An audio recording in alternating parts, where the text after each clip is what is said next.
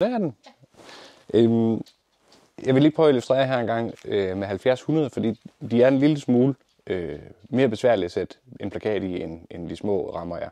Så her så er man 70-100, og jeg har selvfølgelig en plakat klar også. Og det jeg plejer at gøre, det er, at jeg lukker den op.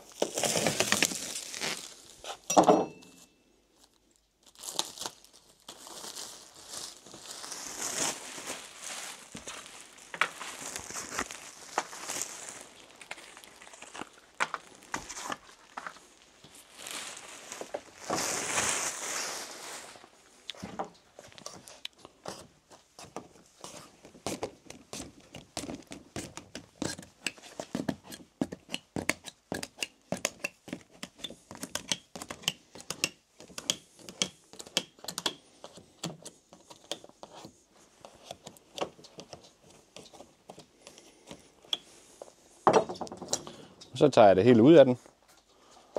Sådan. Stiller rammen lidt til side. Og her er det så rart at have et stort bord at arbejde med. Fordi vi skal som sagt have trukket det beskyttelse af, der sidder filmen på begge sider.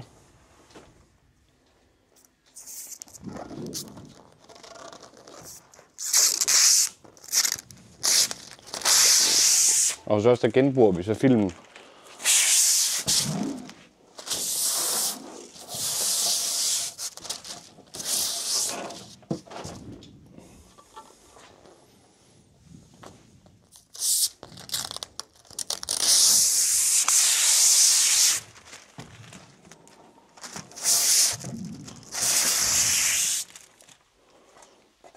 Og så kommer tippet her.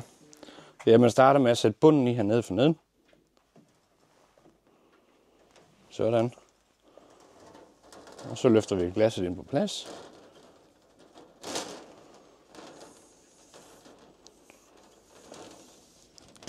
Så kan vi løfte op i rammen, og så får det sidste stykke på plads, og så kan vi lægge den ned.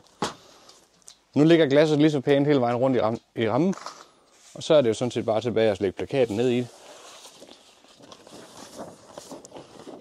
Tjekker man lige, at den vender den rigtige vej, for ellers er det træls at lave om en gang til.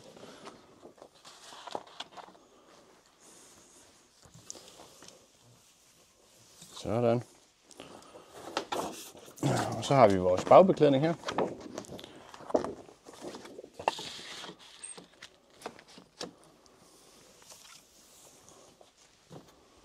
Og bagpladen. Og der starter jeg med at lægge det ene hjørne ned i først, og så følger kanten ned langs med her og skubber ind. Så kan jeg lægge pladen ned i. Og sørge for, at alle klipsene de er op over og ikke kommer til at ligge ned bag ved pladen. Og så er det jo egentlig bare stille og roligt få lukket alle sammen. Hele vejen rundt.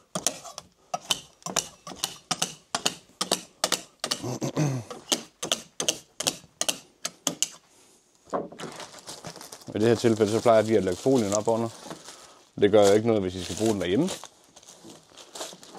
Og så må man ikke løfte i rammen, men man skal simpelthen have fat ind i glasset og bagkanten. For ellers så kan rammen, den kan man godt løfte op, og så falder plexiglaspladen ud. Og det er jo træls.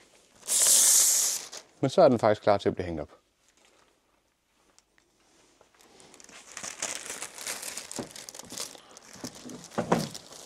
Det var det.